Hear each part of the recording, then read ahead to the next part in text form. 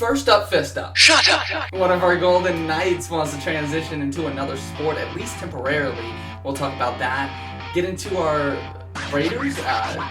Demolished? Yeah. Absolutely trounced this last weekend. We'll recap what happened in that game, as well as UNLV Football still winless. UNLV basketball, they are off to a sluggish start, although I'm seeing a lot of promise, and Asia Wilson was part of something remarkable. Yeah, it's a lot. Let's get to it. Episode 19, Heat and Love.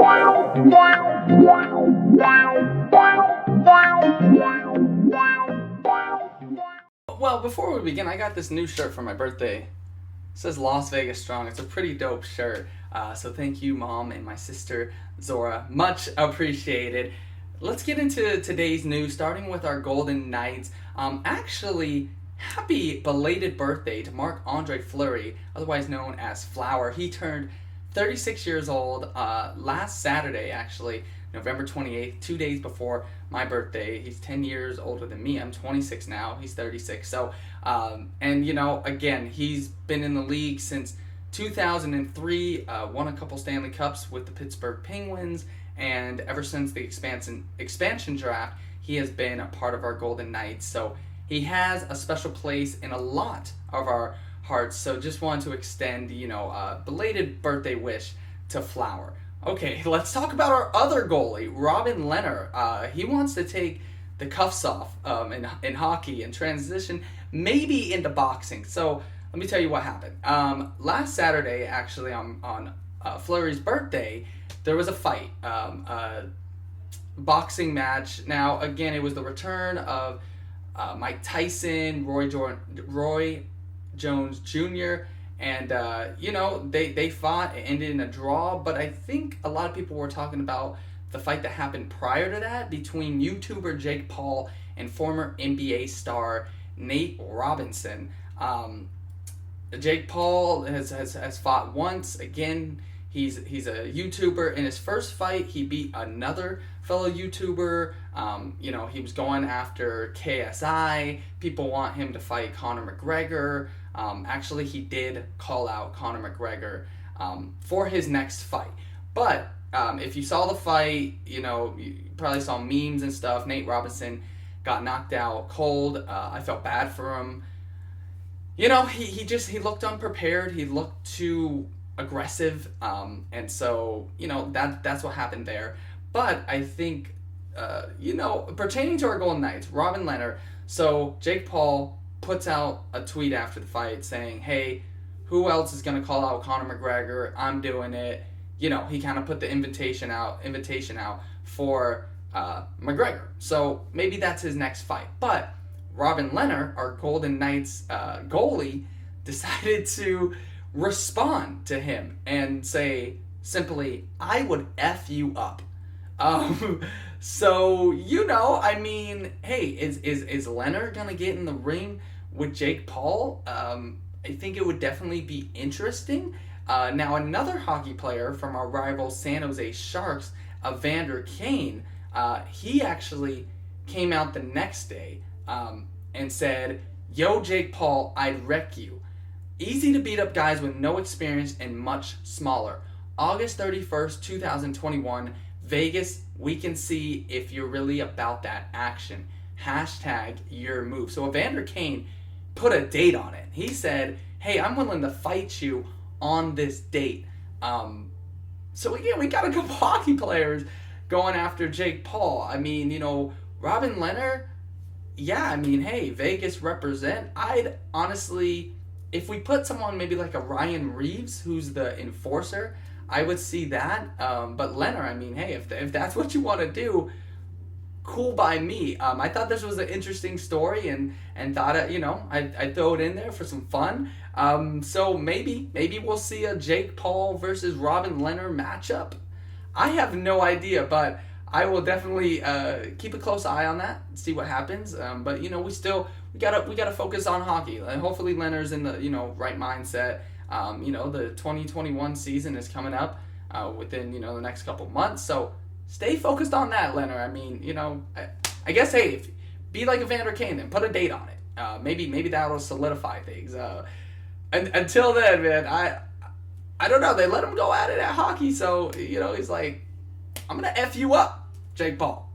Our Raiders, I think they just had a bad game. Actually, I didn't get to see the game, but watching the highlights, they didn't play bad. I mean, Derek Carr didn't play bad. He was 22 of 34, 215 yards. Although he didn't have any touchdowns, he had one interception. The problem was he fumbled 3 times. The Falcons' defense sacked Carr 5 times. So again, there was a lot of defensive pressure right in Carr's face. He didn't have time to develop plays. And really, like, the end score, I mean, yes, they got pummeled, but I mean, a lot of it, the Raiders just couldn't capitalize. They were in the red zone twice, which again, is not sufficient. But in both those attempts, they only got a field goal, and it was nice, effective drives. They just got to the red zone and kind of froze up. So again, that's a difference too. You got to turn those into touchdowns, not settle for field goals. The Falcons were just, feeling it offensively. And, I really feel like this was Raiders making sloppy mistakes and not capitalizing on opportunities. Josh Jacobs only had 27 yards on the ground. So, again, that needs to improve. The defense just couldn't stop the Falcons offense, which again, I said last week that the Falcons on paper have the talent to do it. So, not surprising. And again, it'd be, I guess, different if they lost, but the fact that they got trounced. Now, they dropped to 6-5. They've lost 2 straight games, and they are sitting in 9th overall. So they are on the outside looking in on the playoffs. This weekend, they are traveling to New York, MetLife Stadium, to take on the winless Jets. So again, and I know I said it last week, the Raiders should win. But that was coming off their performance. I was saying if they performed the way they did against the Chiefs, they could have won this last game. Again, when you're facing a winless team, I feel like it's tough. Don't ever take them for granted because they're hungry for a win and they're going to be playing hard. And so, New York, they have nothing to lose, but they would love to spoil the Raiders' chances to even make the playoffs. So they are playing for something. So I think the Raiders need to come in, really focus, not sleep on this team, and really kind of, have their heads on straight, capitalize. The defense needs to be on point. Derek Carr, again, didn't play bad this last game. I just think the offensive line needs to do a better job protecting him so he's not getting rushed. And Derek Carr sometimes does hold on to the ball a little long, so you have to have that mental clock in the back of your mind. But we'll see. Now, everybody else in their division in the AFC West has beaten the Jets. The Broncos defeated them in Week 4, 37-28. Chiefs beat them Week 8, 35-9, and Chargers won in Week 10, 34-28. So, again, Raiders are the only team left in the AFC West that has yet to face them. Hopefully, they can just do the sweep. Now, like I said, they're currently sitting in 9th place, and they need to be a top 7 seed. The 6th and the 7th seed are the wild cards, and those right now are occupied by both the Dolphins and the Colts, who the Raiders will play both of them on their schedule. So those are going to be pivotal games. I mean, every game here on out is going to be pivotal, but looking at those, the Colts and the Dolphins, those are the 2 teams that own the wild card spots right now. So the Raiders, again, will need to take care of business this weekend against the Jets. And then, I do actually believe they play the Colts after that. And then a couple weeks later, their second to last game is against the Dolphins. So again, those are going to be pivotal games. So if the Raiders, are going to make the push for the playoffs, they kind of need to win out. They can really only afford, I feel, to lose one more game. So because the Colts and the Dolphins sitting at 7-4, so again, they're only a game up. A lot of things can happen, with 5 games left. But again, the Raiders hopefully will bounce back, get their confidence back this weekend, and we'll see what they'll do. They haven't made the playoffs in a while. I was saying I think this is Carr's make or break year.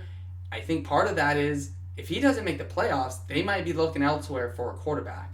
Unfortunate to say, I've seen a lot from Carr this year, but I think at some point it's like, hey, you got to start capitalizing. Otherwise, they're gonna move on. So we'll see what happens. But yeah, we're getting down to it, making some playoff pushes. We've seen COVID kind of affect a lot of things, so hopefully we're able to finish out the year. But the Raiders, yeah, they really need to get going. So hopefully they can get back on track this weekend. Sticking with football, let's talk about our UNLV Rebels, who again received some unfortunate news about their next game, but I'll get to that in a minute. They are now 0-5 after getting demolished by Wyoming, 45-14. Max Gilliam was the starter again. He finished 11 of 19, only had 65 yards.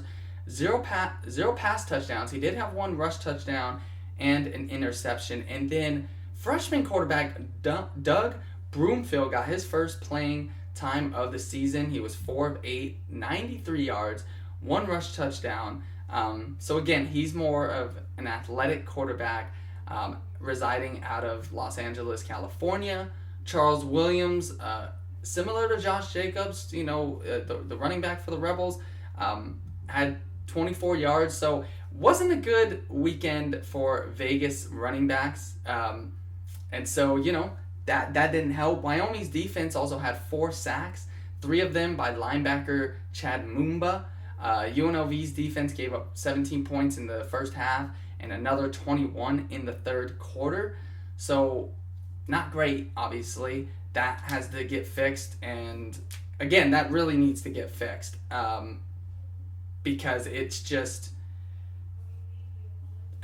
they've given up a lot of points this year. So Coach Arroyo needs to find some sort of scheme to kind of get all that together. Yeah. So they'll need to figure that out, whatever that is. Talking about their next game, they were supposed to play Boise State, who again is sitting second in the Mountain West. That game has now been canceled due to COVID concerns. It's the second straight cancellation for Boise, and also the second cancellation for UNLV. Again, their game against Colorado State a couple weeks ago was also canceled for the same reason. So again, that game is not going to be made up. They're just going to go ahead and skip that as well. And the season finale for UNLV is next Saturday, November 12th, against Hawaii. Very unfortunate, but again, we're seeing it. We're seeing it affect the NFL. They haven't canceled the game, but they are rescheduling games. Again, the Steelers and Ravens just played on Wednesday. They have the Cowboys game next Tuesday. So we're seeing a lot of postponements in the NFL, but for college, I think it is safe to just, hey, if we can't do this, we're just not going to do it. And it does suck for those players and stuff, but at the end of the day, it's what's best. So I commend them. So again, no game this weekend for UNLV. They will play next Saturday as long as things go well against Hawaii. I have to say, after so long, I'm so happy that college basketball is back. I missed the March Madness tournament from last year. We'll see. Again, if we have it, they're going to have it in one location, but we'll just wait and see. Our Runnin Rebels are 0-4, but don't let that record fool you. They've had a tough schedule out the gate. They play Montana State, North Carolina, Alabama, and Davidson. And really, North Carolina game, that was the start of the Maui Invitational, and they began the game on a 13-0 run against the Tar Heels, who were ranked 16th. Bryce Hamilton had a posterizing dunk. He's been playing phenomenally. He's scored in double figures every game thus far. 27 points against Montana State, 15 against UNC, 17 against Alabama, and then another 27 against Davidson. David Jenkins, who was the red shirt last year, supposed to be a big prospect. He struggled in the first 2 games, but has kind of found his rhythm these last 2. 12 points against Alabama and 18 against Davidson. Caleb Grill had a breakout game against Alabama with 27 points, including 7 threes. He was a transfer from Iowa State, wanted to play for TJ, and man, play he can do. He be taking some long range threes, like some Steph Curry range, Damian Lillard, Klay Thompson. He's a great shooter. So I love what I'm seeing from the core of this team. It seems like Bryce Hamilton is the lead dog, and he's really doing some amazing work.